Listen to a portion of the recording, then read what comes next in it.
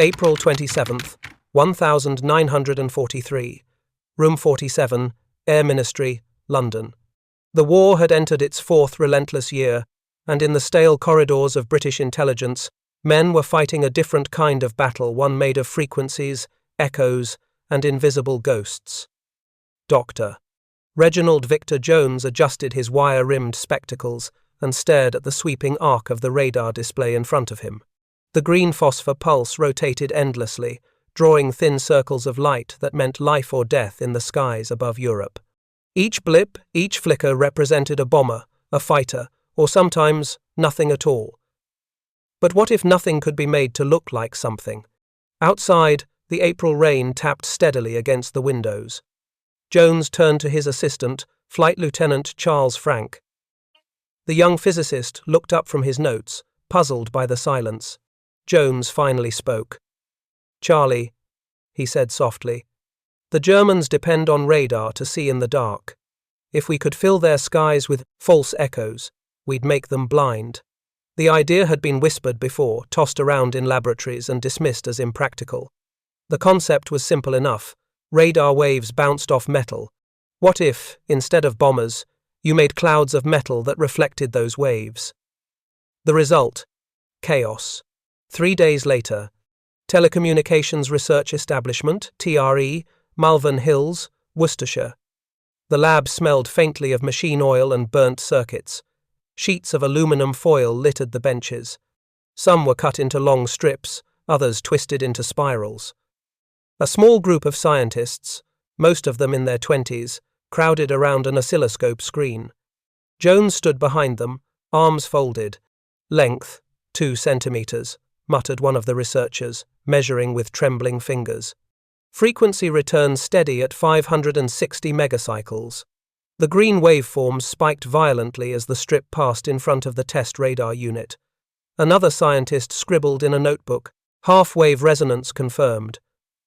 Jones nodded. It worked, at least, in theory. Each strip of foil, cut to half the wavelength of the enemy's radar frequency, returned a signal nearly identical to an aircraft. Millions of these, dropped from the sky, would make the German radar screens erupt into meaningless blizzards of light. The Germans, of course, had already discovered the same principle. They called it Düppel, after the Berlin suburb where their experiments began. But neither side dared use it. There was fear, mutual fear that once unleashed, the other would copy it, and radar warfare would descend into blindness. Jones stared down at the aluminum strips. "It's not just a trick," he said. "It's a weapon. A quiet one." He picked one up between his fingers, light as air, silver as mercury, and watched it flutter to the floor. May 3rd, 1943. RAF Bomber Command Headquarters, High Wycombe. In the underground operations room, a hush hung in the stale air. On the wall, a great map of Europe spread under glass. Pins and threads marked the routes of bomber formations. The hum of telephones never stopped. Air Vice Marshal Harris, Bomber Harris to his men, paced with his pipe clamped in his teeth. "So you're saying," he said, turning to Jones, "we drop this confetti, and the German radar can't see through it?" Jones didn't flinch. "Not confetti, sir, a radar storm. Their Würzburg sets will light up with hundreds of phantom aircraft. They won't know where to look." Harris exhaled a long plume of smoke. He wasn't a man easily convinced by theories. "And what if it doesn't work?" Jones looked at him squarely. "Then we'll lose more crews, sir.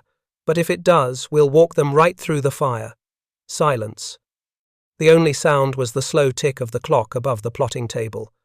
Finally, Harris spoke. "We'll test it, one sortie, controlled, and if the boys come back alive, we'll talk, again." May 12th, 1943. RAF Boscombe Down, Wiltshire. An overcast dawn. The field was slick with dew. 4 RAF bombers, Vickers Wellingtons, sat on the runway, their engines coughing to life. The crews moved quickly, checking gear, maps, and fuel. Only the pilots and navigators knew what they were carrying.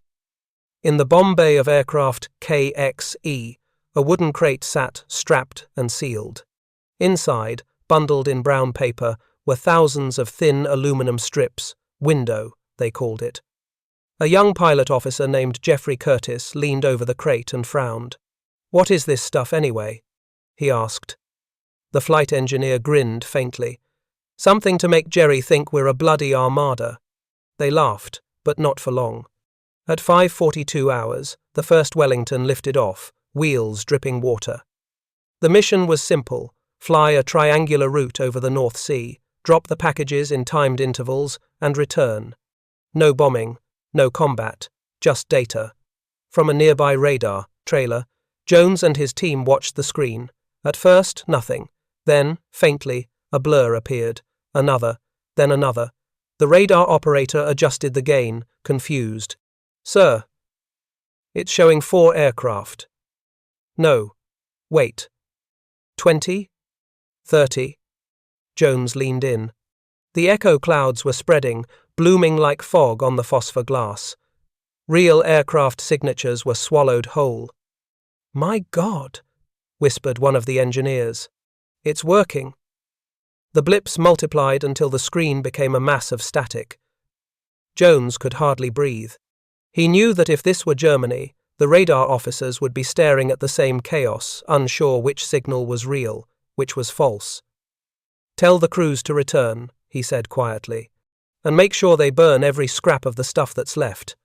That night, the debriefing was terse.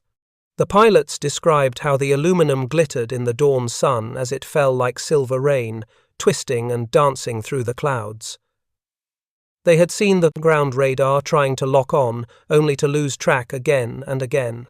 No one spoke of it beyond that room. Harris's final remark was short, almost reluctant. "All right, Dr. Jones. You've got your trick. But keep it secret. If the Germans ever learn we've used it, they'll copy it. And then we'll all be flying blind." In the weeks that followed, the British scientists refined the technique, adjusting strip lengths, testing drop intervals, calibrating for different radar bands. They called it Operation Window. Each bundle was bound with paper tape that would burst apart in the slipstream, releasing the silver storm into the sky. By late May, the RAF had stockpiled enough for one full-scale raid. Still, Churchill himself had to approve it. It would be used only when the reward outweighed the risk. Until then, it remained a weapon of silence, hidden in the folds of paper and aluminum, waiting for the night it would change the air war forever. July 24th, 1943. RAF. Bomber Command Headquarters, High Wycombe. The order came at 14 hours. The code name was short, biblical, and ominous: Operation Gomorrah. For months, the scientists at Malvern had waited for this moment. Window, their creation of thin aluminum strips, had been stockpiled by the millions. Each strip measured precisely 27 centimeters long, half the wavelength of Germany's Würzburg radar. Each bundle, once released, would create 1,000 ghosts in the night sky. Reginald Jones stood by the plotting table as the details were read aloud.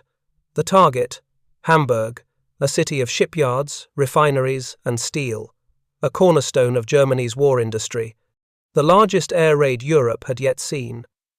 Beside him, Air Vice Marshal Harris tapped ash into a tray, eyes fixed on the map. "Window will go in for the first time tonight," he said flatly. "No more tests, no more caution. If we're ever to use it, this is the hour." He turned to Jones. "Once this begins, there's no one turning back. You understand?" Jones did. Once the world saw the power of Window, the Germans would know the trick and they'd answer with Düppel, their own version. Radar warfare would change overnight. Still, Jones nodded. "Let's blind them." That night, 791 bombers assembled over England. The sky throbbed with engine noise. Inside the cockpits, crews moved silently through their checks: oxygen, fuel, flares, bomb release. The air was humid, the kind of heat that clung to the skin. In the bomb bays of every aircraft sat bundles of silver paper, hundreds of thousands of them. Each man knew, though none could say aloud, that they carried a secret as dangerous as the bombs themselves. At 23 hours, the first wave lifted off. The roar of engines merged into a single, endless growl that shook the airfields. Over the North Sea, the formation tightened. Navigators plotted headings by moonlight, the radio silent except for brief code bursts. Then, as the coast of Germany appeared a faint black line on the horizon, the order went out over the intercom. Release window. From the belly of each Lancaster, bundles of aluminum strips burst into the slipstream, scattering into the night. The thin foil pieces twisted and danced, catching the searchlights for a moment before vanishing into the dark. On the German coast, near Cuxhaven, radar operators stared in disbelief. "Viele Ziele! Viele!" one shouted, "many targets." The Freya long-range radar showed a mass of blips stretching for miles, an impossible swarm moving toward Hamburg. The Würzburg sets, usually precise, now sputtered with false echoes. Each time the operator tried to lock onto a target, the signal split into 10. Night fighters scrambled from Schleswig and Stade, but they were blind. The ground controllers shouted contradictory bearings. Some pilots flew toward phantom bombers, others circled aimlessly in the dark. At Kamhuber's night defense headquarters, Jag Division 1 phones rang without pause. The once perfect grid of radar-controlled interception had collapsed. "Window," one officer muttered. "It must be that British window." General Josef Kamhuber, architect of the Reich's radar defense system, slammed his fist on the table. "Find the real formation," he barked. "They cannot all be ghosts." But by then, the first bombs were already falling. Hamburg 0:58 hours. The sirens wailed across the city. The people of the port ran for the shelters, clutching children, gas masks, and whatever possessions they could carry. Above them, the night pulsed red as incendiaries began to rain down.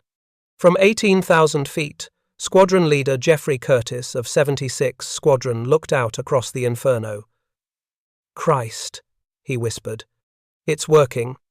Below, entire districts vanished under a sea of flame.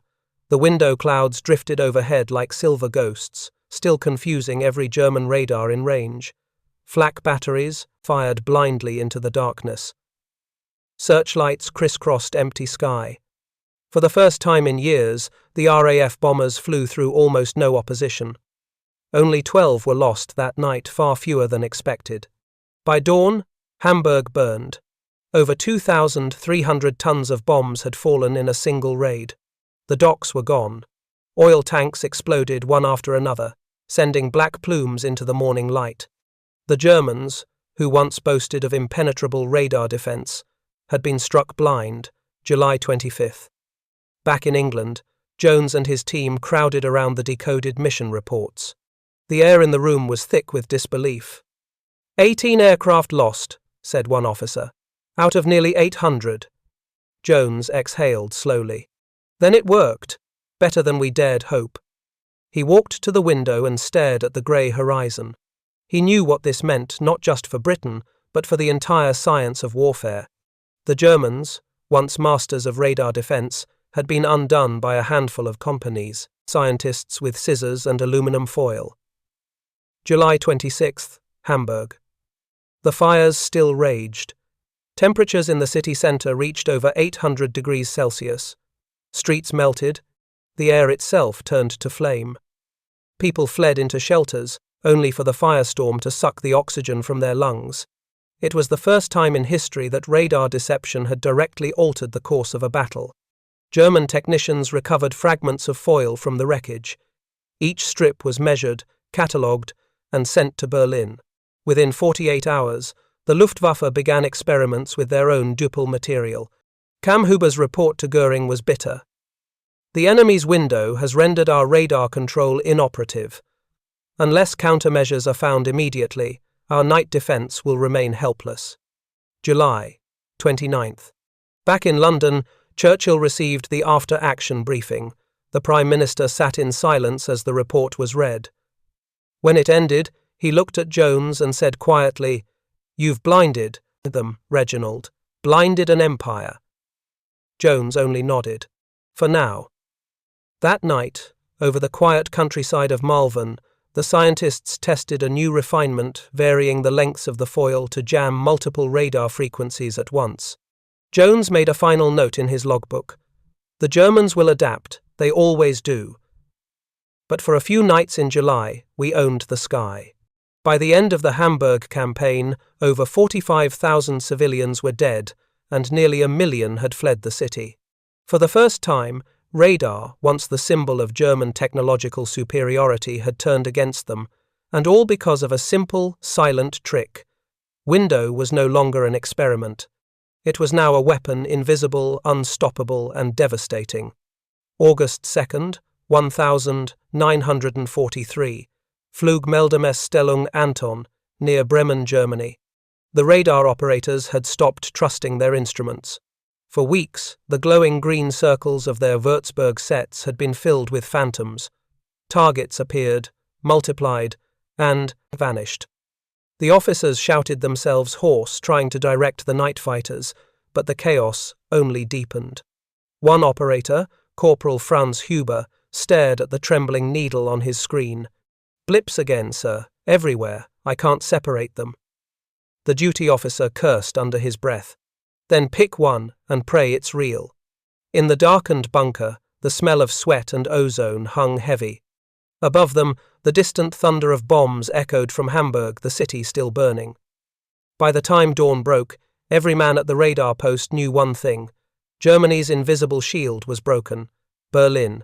Air Ministry. Bendlerstrasse. General Joseph Kammhuber entered the briefing room with his cap tucked under his arm. His face was drawn, his eyes sunken. Across the table sat Albert Speer, General Galland, and several senior officers of the Luftwaffe's radar branch. On the wall behind them, a large map of northern Germany bristled with pins, each marking a radar station now deemed unreliable. Kammhuber began without preamble. "Gentlemen, the enemy has developed a radar countermeasure. They call it Window. Thin strips of metal, dropped from aircraft, tuned to our frequencies. It blinds both Freya and Würzburg." A murmur swept through the room. Galland leaned forward. "Then why haven't we done the same? We tested Düppel in 42. I saw the reports myself." Kammhuber's voice hardened. "Because Goering forbade its use. He feared the British would copy it." The irony hung in the air, bitter, inescapable. Speer sighed. "And now they've done it first." For the next hour, the generals argued over technical details, signal filters, frequency hopping, mechanical tracking aids, but Kammhuber knew the truth. There was no quick fix. The British had opened a new front, invisible, mathematical, unstoppable. Before he left the room, he said quietly, "We are fighting ghosts, gentlemen, and ghosts cannot be shot down." August 10th. Telecommunications Research Establishment, TRE, Malvern, England. Reginald Jones listened to the intercepted German transmissions with a mix of fascination and dread. The British Y service had begun catching fragments of panic from German radar stations, reports of hundreds of false echoes, of blind Würzburgs, of enemy trickery. Jones took notes as the signals officer read the translations aloud. "They're calling it Düppel now," the officer said. "Seems they've realized what we did." Jones leaned back in his chair. "Good. That means they'll waste months duplicating what we perfected." But he wasn't smiling. The Germans were brilliant engineers. Once they recovered from the shock, they'd find a way to see through the confusion: new filters, pulse timing, Doppler separation. It was only a matter of time. That afternoon, Jones sent a memorandum to Bomber Command. "Window remains effective, but will degrade once enemy countermeasures mature. Recommend continued diversification of jamming techniques, airborne noise transmitters, frequency modulation interference, and spoof beacons." He knew the war in the air was no longer just about bombs and bullets. It was about who could outthink the other faster. August 17th. Peenemünde, Baltic coast. Far to the north, another secret war was unfolding. At the Luftwaffe's experimental station, scientists under Dr. Wolfgang Martini, the chief of German radar, were conducting tests of their own. In a wide hangar lit by flood lamps, technicians fed long rolls of aluminum into cutting machines. The air shimmered with metallic dust. "Cut to 27 centimeters, Martini ordered. "Match the British resonance. Let's see how they like their own medicine." Within days, German Ju-88 night fighters began carrying bundles of Düppel. They released them over the North Sea during defensive patrols, hoping to jam the British radar chain along the coast. For a brief moment, it worked. British early warning sets lit up with strange returns. Coastal radar operators mistook them for incoming raids. But Jones's team adapted quickly. They identified the echo pattern, a diffuse, non-coherent scatter. Within a week, the British radar filters had been recalibrated to ignore it. In the secret war of the wavelengths, victory never lasted long. September 3rd, RAF Oakington, Cambridgeshire. Squadron leader Curtis, the same man who had dropped window over Hamburg, sat in the mess hall, staring at his tea. Around him, crews from the previous night's raid spoke in low voices. "They're adapting," one navigator said. "Flak's back on target. Not as bad as before, but they're seeing us again." Curtis nodded slowly. "Doesn't surprise me. They're clever bastards, the radar boys." The casualty boards confirmed its losses were rising again. Window still confused the Germans, but no longer crippled them. That evening, Curtis filed his after-action report. In neat handwriting, he wrote, "Enemy radar activity partially restored. Window effect diminishing. Recommend new jamming beacons or electronic deception methods." His report reached Jones's desk within 2 days. September 6th. London. Jones met with Frederick Lindemann Churchill's scientific advisor, nicknamed the Professor. The two men walked slowly through the dim halls of Whitehall, voices low. "They're regaining their footing," Jones said. "Cam Huber's no fool. He'll recalibrate, shift frequencies, tighten filters. We'll need to move faster." Lindemann nodded. "You always knew window was a temporary advantage." Jones stopped by the window. The lights of the blackout city flickered faintly through the curtains. "Temporary, yes," he said. "But it bought us time. And time wins wars." He already had new ideas, forming electronic jammers mounted on aircraft, decoy transmitters that could mimic bomber streams, and radar-locating receivers that would one day guide precision attacks. The battlefield was invisible, but its stakes were absolute. September 18th, Berlin. The Reich Air Ministry issued its first technical bulletin on Düppel. It included diagrams of the foil strips, test results from radar returns, and countermeasure proposals. One paragraph stood out.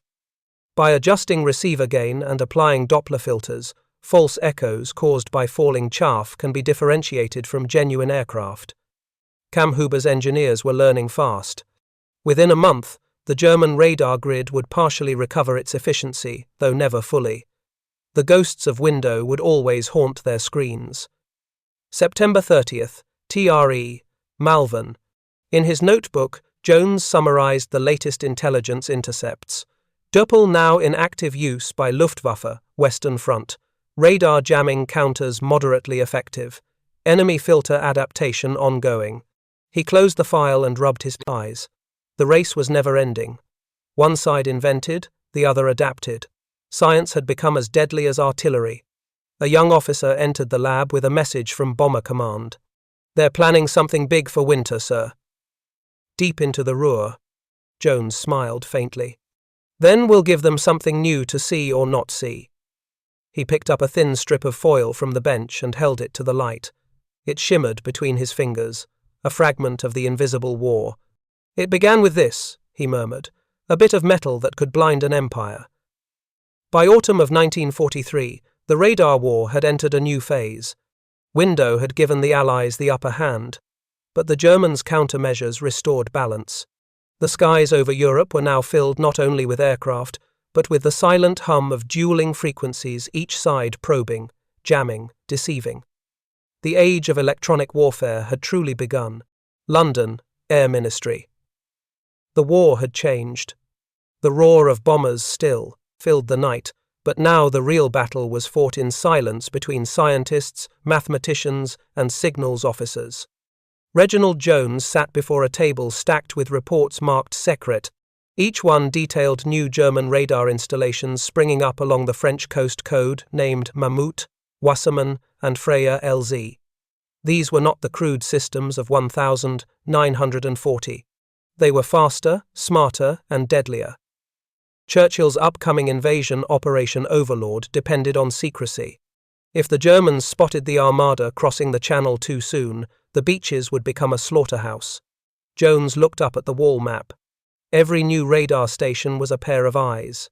His job was to close them or at least make them see what wasn't there. Telecommunications. Research. Establishment. Malvern. Jones and his team worked day and night developing new countermeasures. Window still confused the Würzburg sets, but the Germans had built smarter filters.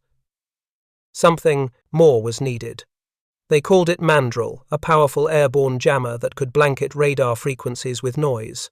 Another project, Carpet, aimed to drown the shorter bands used by flak predictors. And then there was Moonshine, a decoy transmitter designed to mimic entire bomber formations. In the testing hangar, the air shimmered with static from the prototypes.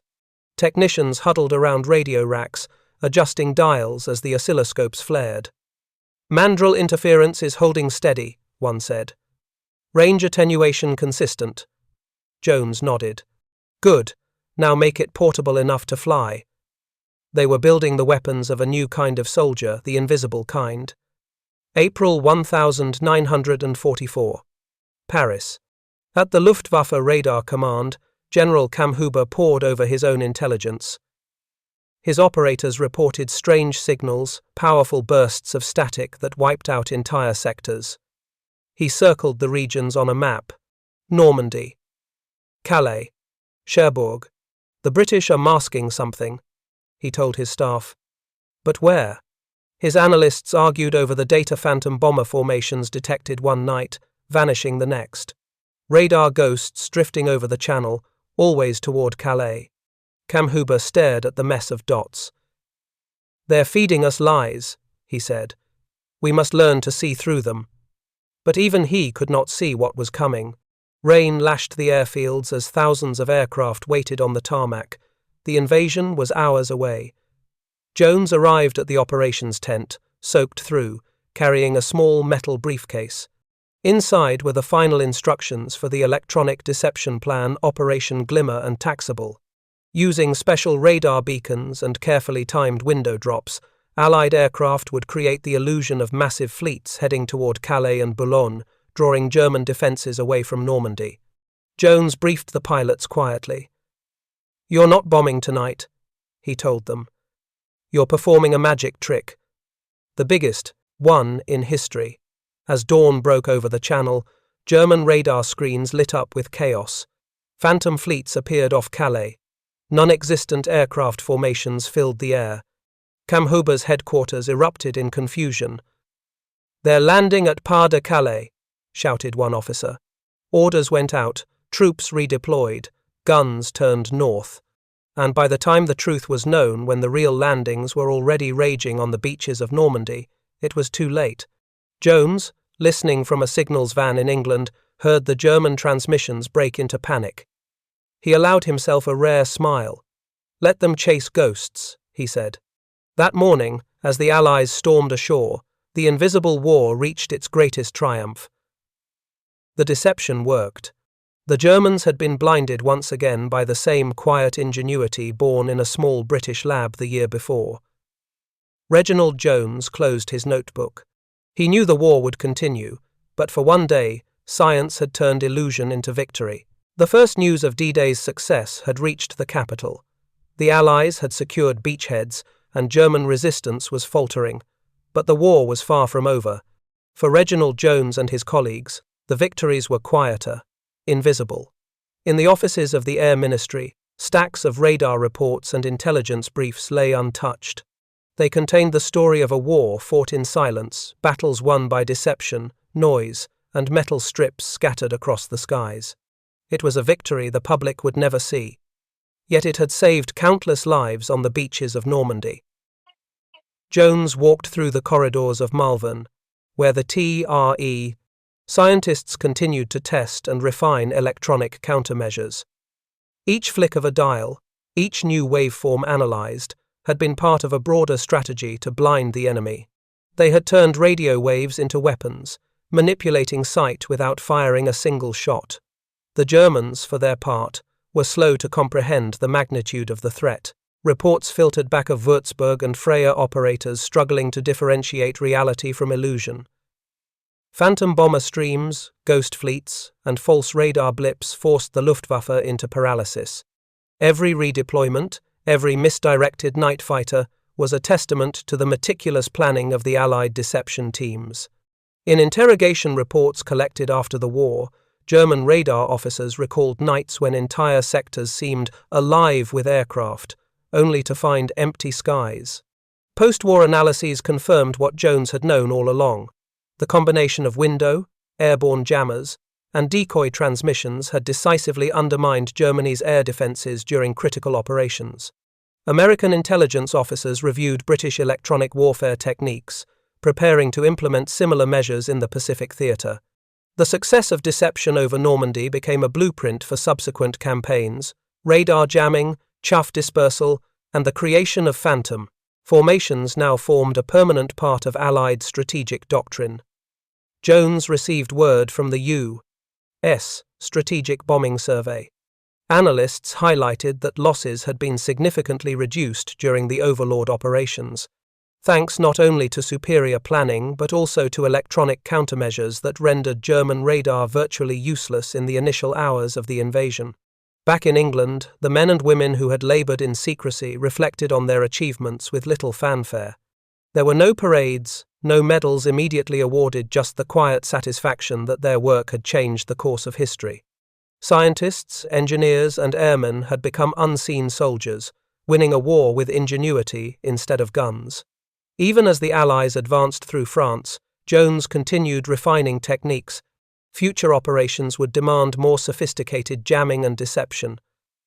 The war would not be won by bravery alone, he realized, but by intellect, precision, and the careful manipulation of perception. By the war's end, the legacy of the Invisible Front was undeniable. Radar deception had saved thousands of lives, reduced casualties on both sides, and accelerated the collapse of German air defense networks. Post-war, Jones and his colleagues would be recognized, their methods taught in military academies worldwide. The principles of electronic warfare, born from the desperate innovation of 1943-44, became the foundation of modern air combat. As he walked through Malvern one last time in 1945, Jones paused to look at the lab benches, the oscilloscopes, the stacks of metal strips that had once seemed so fragile. In those simple tools lay the power to deceive an entire enemy, to turn illusion into strategic victory. He whispered to himself, almost as a promise to history. The war may have been fought in shadows and static, but the ghosts we conjured carried freedom across the skies. The invisible war had ended, but its echoes would shape warfare for generations to come. September 1944. The skies over Western Europe had grown familiar with Allied bombers. The pounding of P-51 Mustangs and B-17 Flying Fortresses had become routine, yet the war of electronics remained anything but ordinary. While the public saw vast fleets of aircraft crossing the continent, few appreciated the ingenuity that allowed them to arrive largely unscathed. The tools were invisible, but their impact was palpable. In the laboratories of the Telecommunications Research Establishment at Malvern, Reginald Jones and his team were already planning the next phase. Window had proved its worth, but the Germans were adapting. Countermeasures were evolving, and so too had the art of deception. It was no longer enough to scatter strips of aluminum and rely on static interference. The Allies needed precision, strategy, and integration across multiple theaters of operation. Meanwhile, in Washington, D.C., the U.S. Army Air Force's electronic warfare officers studied British successes with growing urgency. Colonel Harold E. Watson, head of the 8th Air Force's Signals Intelligence Division, pored over declassified radar returns and after-action reports. He realized that the principles pioneered by Jones could be adapted to the Pacific theater, where radar systems, such as the Japanese Type 1 Mark II, were now threatening American air raids. At Muroc Army Airfield in California, experimental flights tested radar jamming on the P-38 Lightning and B-25 Mitchell. Engineers experimented with chaff dispersal mechanisms similar to the British design, but optimized for American aircraft speeds and altitudes. Each test flight offered new data: the precise length of aluminum strips, the dispersal pattern from the bomb bay, and the timing needed to create phantom formations on enemy screens. It was painstaking work, conducted under strict secrecy, often in near-total darkness, to prevent leaks to the press or enemy spies. By mid-September, the results were undeniable. Allied bombers targeting industrial centers in Germany now flew with an additional layer of protection. Radar operators struggled to distinguish real aircraft from artificial returns. Luftwaffe night fighters, previously guided with deadly accuracy by Würzburg radar, were misdirected, often intercepting empty skies. Losses decreased incrementally, a tangible measure of the invisible war being waged above and beyond the reach of guns and bombs. In one dramatic operation, Operation Mushroom, a combined effort of RAF Bomber Command and the 8th Air Force targeted synthetic oil plants in central Germany. The sky above Leipzig was swarming with aircraft, yet German radar operators reported phantom streams far to the north. Analysts later confirmed that over 60% of perceived enemy activity had been fabricated by the careful dispersal of window and coordinated jamming signals. Allied crews noticed lighter flak resistance and fewer enemy intercepts, evidence that deception had become as lethal as ordnance. The spread of radar deception did not stop in Europe. In the Pacific, American forces adapted the lessons from Malvern. Japanese radar had once given them early warning of incoming raids on Saipan, Palau, and the Marianas. By 1944, American engineers had developed both chaff and electronic countermeasures tailored to the Japanese frequencies. In the days leading up to the Marianas campaign, P-38 and B-25 units conducted reconnaissance to map the locations and operational ranges of enemy radar stations. On D-Day for Saipan, strips of aluminum were released at precise intervals, creating a corridor of false echoes that diverted enemy fighters away from the main invasion force. The effect was immediate. Japanese interceptions dropped dramatically, contributing to a smoother landing for Marines and soldiers alike. In these operations, the invisible war intertwined with the visible. Pilots reported eerie nights where their radar screens teemed with phantom aircraft. Squadron leaders marveled at how entire enemy formations could be misled, turning what had once been a matter of life and death into a calculated, almost mathematical engagement. It was a chess match played across the sky, with human lives on one side and aluminum strips on the other. Beyond the immediate tactical successes, radar deception had a psychological impact on enemy forces. German and Japanese commanders grew increasingly suspicious of their own instruments, a phenomenon documented in post-war interrogations. Officers recounted nights where Würzburg and Freya operators reported enormous bomber streams only to find the skies empty. The cumulative effect was confusion, misallocation of fighters, and declining morale. Allied planners recognized that breaking the enemy's trust in their technology was as valuable as destroying infrastructure or sinking ships. By late 1944, the methodology had become standardized. Chaff dispersal kits were installed in bombers, with pre-programmed release sequences. Aircrew were trained to understand radar deception principles, coordinating their flights to maximize interference. Intelligence units monitored the effectiveness of each sortie, comparing radar data with visual confirmation to continually refine tactics. The integration of science and combat had matured to a level previously unimaginable, and yet it remained almost entirely invisible to the world outside classified briefings. As the Allies pushed into Germany and Japan's Pacific perimeter shrank, radar deception continued to shape outcomes. The successes of Normandy, Leipzig, and Saipan provided lessons that would inform post-war doctrine. Scientists like Jones recognized the broader implications. Air power was no longer just a matter of speed and armament. Information, perception, and manipulation of technology could be decisive. The age of electronic warfare had arrived. In November 1944, the RAF convened a confidential symposium to review all recent operations involving window and electronic countermeasures. Engineers, pilots, and intelligence officers presented data demonstrating reduced losses, increased mission success rates, and documented enemy confusion. The consensus was clear. The invisible war had matured into a critical component of strategic operations.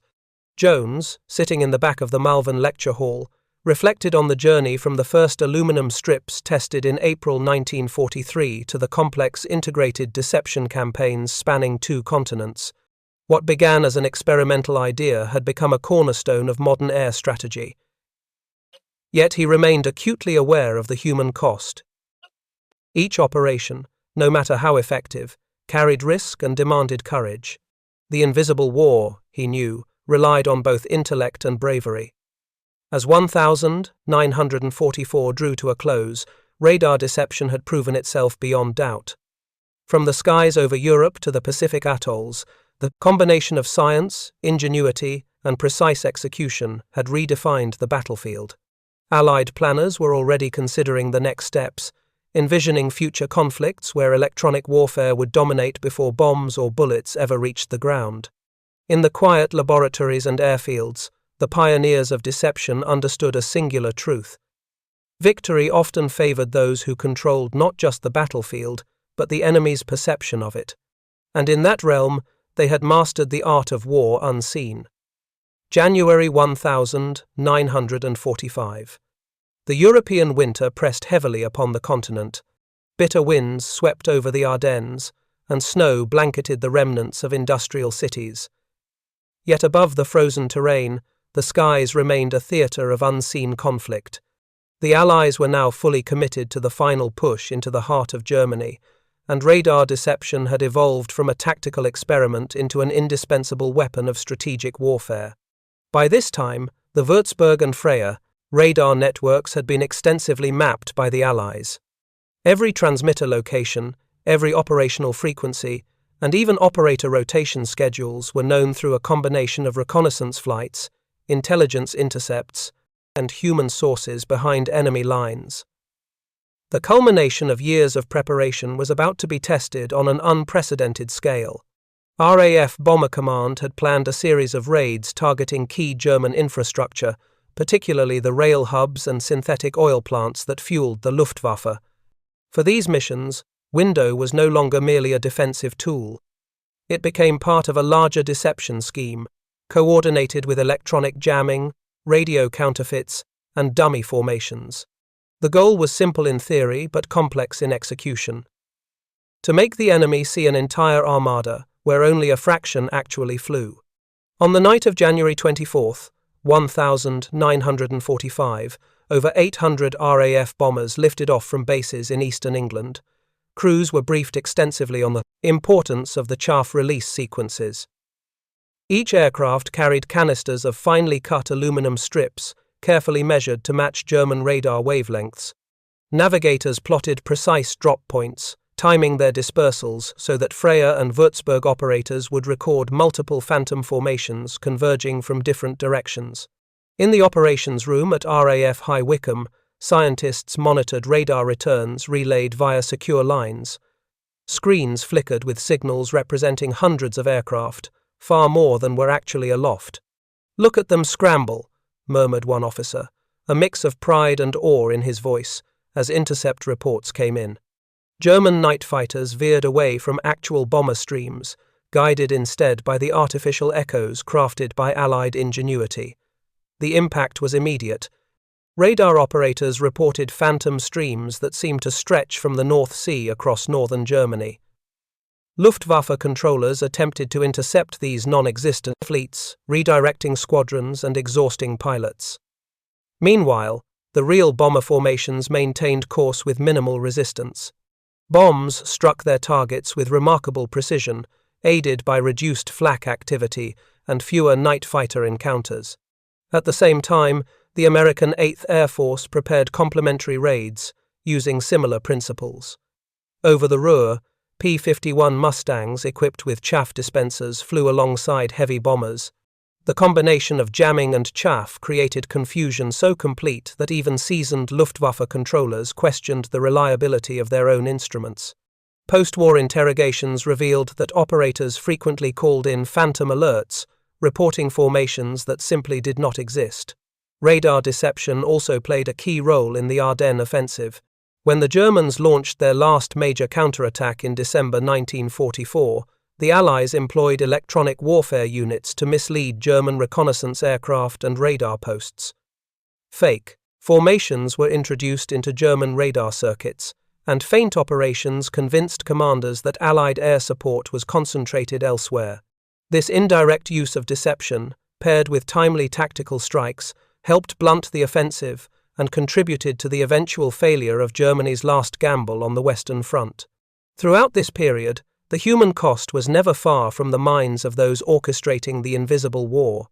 Engineers, scientists, and pilots understood that even a minor miscalculation could expose bombers to enemy fire. Yet, morale among aircrews remained high, buoyed by the knowledge that the technology they employed increased the likelihood of survival. For many, the thrill of contributing to a largely invisible form of warfare became as significant as the combat itself. In the Pacific, radar deception had reached a comparable level of sophistication. By late 1944 and early 1945, American forces had perfected the use of electronic countermeasures against Japanese radar along the Philippines, Iwo Jima, and Okinawa. The combination of chaff, dummy formations, and jamming allowed carrier-based aircraft to approach heavily defended positions with minimal losses. In particular, the campaign against Okinawa showcased the effectiveness of integrated deception.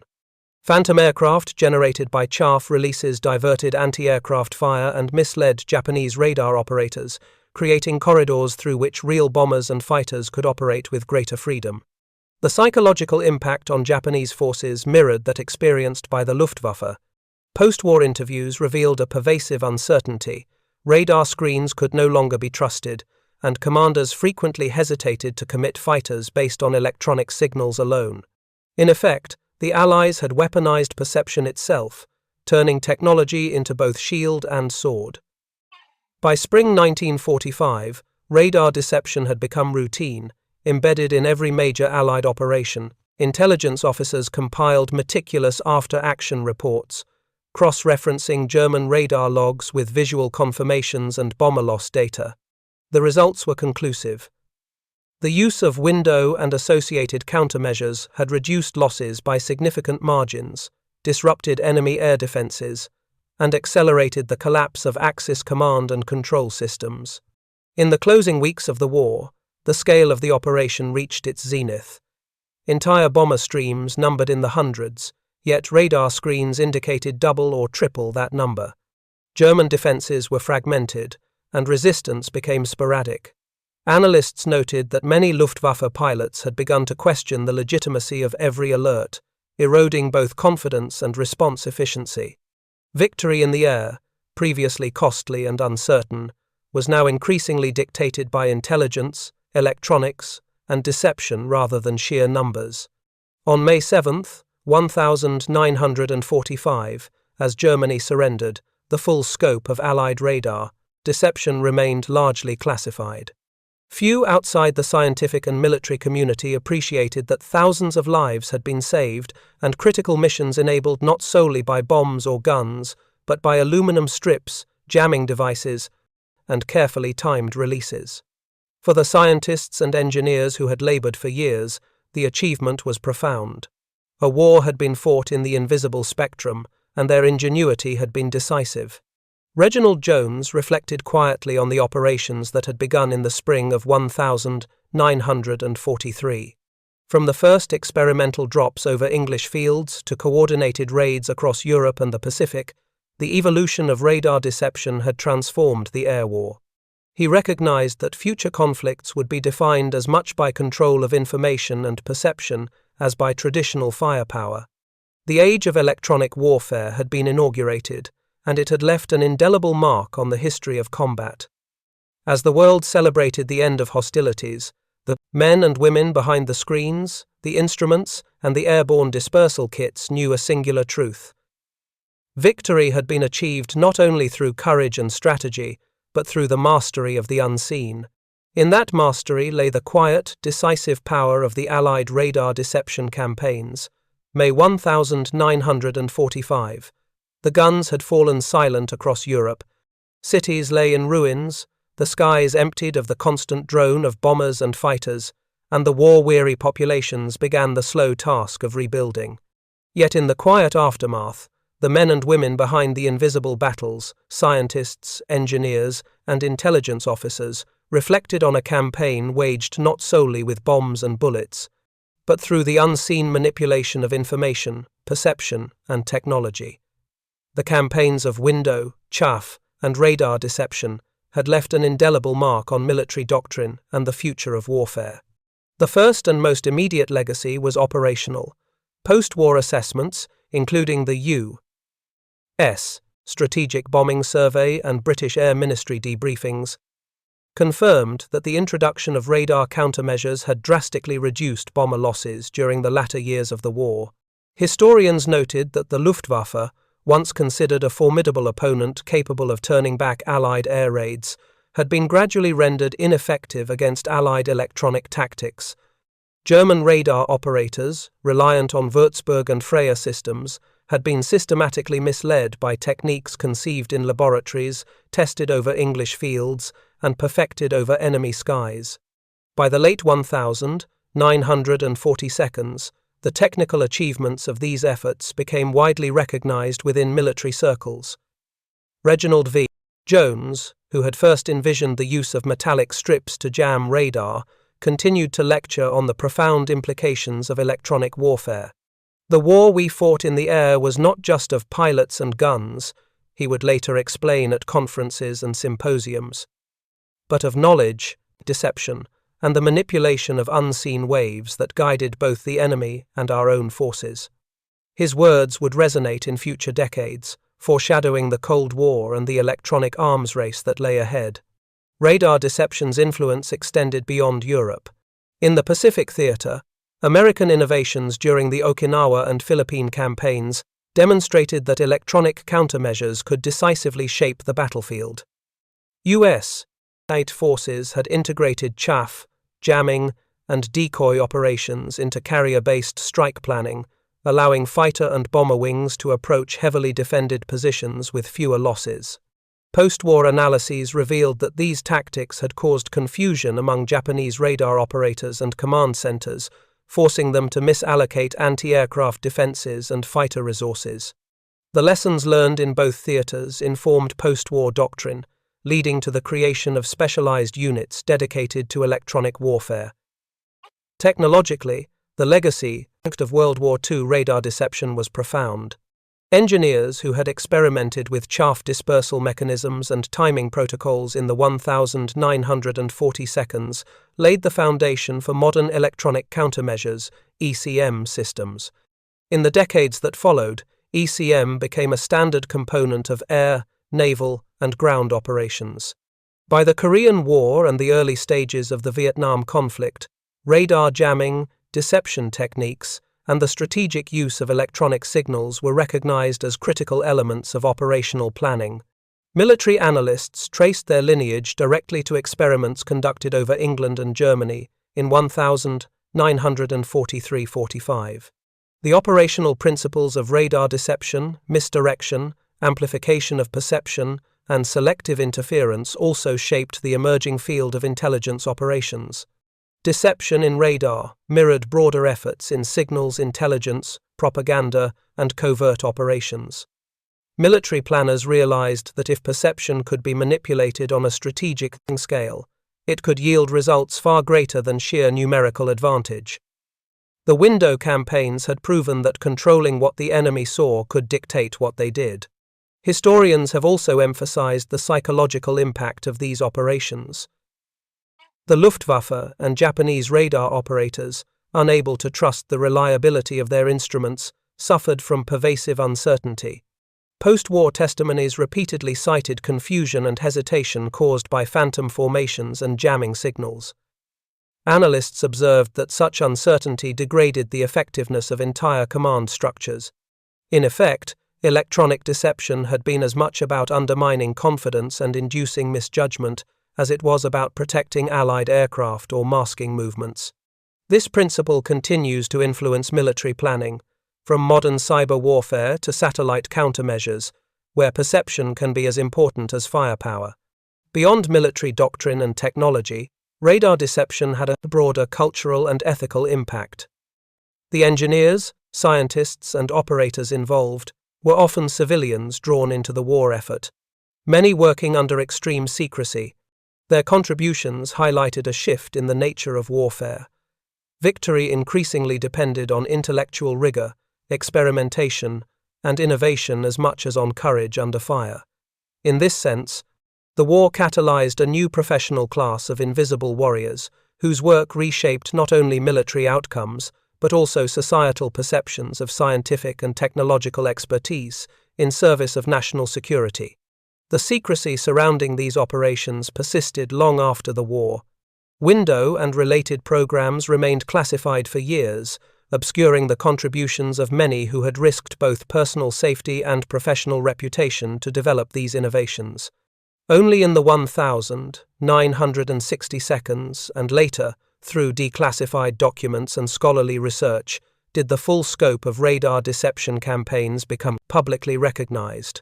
Studies, conferences, and historical monographs began to piece together the scale of these operations, cementing their place as one of the pivotal elements in the Allied victory. Finally, radar deception left a conceptual legacy that continues to inform military thought. The notion that controlling information can be as decisive as controlling territory was solidified during these campaigns.